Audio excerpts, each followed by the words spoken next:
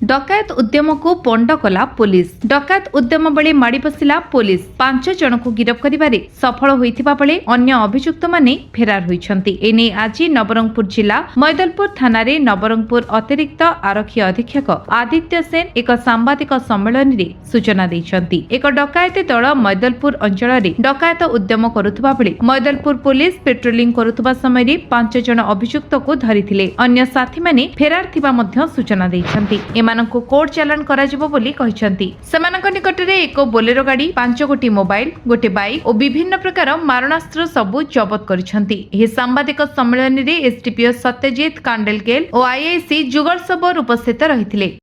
गत 27 तारिख संध्या रे हम नवरंगपुर जिला मैदलपुर पुलिस द्वारा इवनिंग पेट्रोलिंग करबा समय रे खबर मिलथिला कि किसी दुर्बृत्त सेमला जंगल रे लुचिसंती।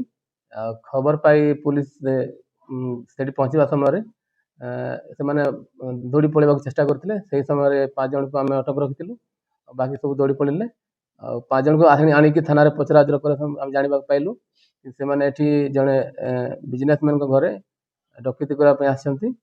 आउ तांकोठु आमे विभिन्न प्रकार डकैती रे व्यवहार होता आइटम सब सीजर करिछु। गोटे कार आ गोटे बाइक सीजर करिछु। आउ ए रिलेटेड रे मैदलपुर थाना रे बीएनएस धारा 310 क्लज 4 क्लज 5 आर्म्स एक्ट रे हमें गोटे केस हेछि। आउ केस रा तदंत चलीछि।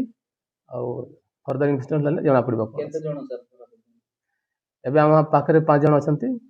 आउ बाकी तो एब्सकॉन्ड करिसंती। खूब शीघ्र तांको भी हम धर केते जण सर आउ अदर्स माने से 3-4 जण अछंती फेरार अछंती। को केस रे माने इन्वॉल्व अछि से माने आगरो विभिन्न डकैती केस रे इन्वॉल्व अछंती। ए नवरंगपुर जिला आ पड़ोसी जगदलपुर जिल्ला रे हमको कोन करो एमाने कोर्ट चालान करहा वर्तमान। कोन सर जगत केते टंका जगत हेछि कोन सुना जगत हेछि विभिन्न आइटम हेछि हमर जो डकैती रे व्यवहार होए जेमति एटा आपण माने देखुछन एठी। आउ बोलेरो गोटे बाइक गोटे माने आस्तिले एठी डकैती करा पे एगुडा कोन टंका सर डकैत हेछि नहीं एटा अटेम्प्ट पे आस्तिले डकैती करा पे। नवरंगपुर गगन कथाटक रिपोर्ट विश्व विजय न्यूज ओडिशा।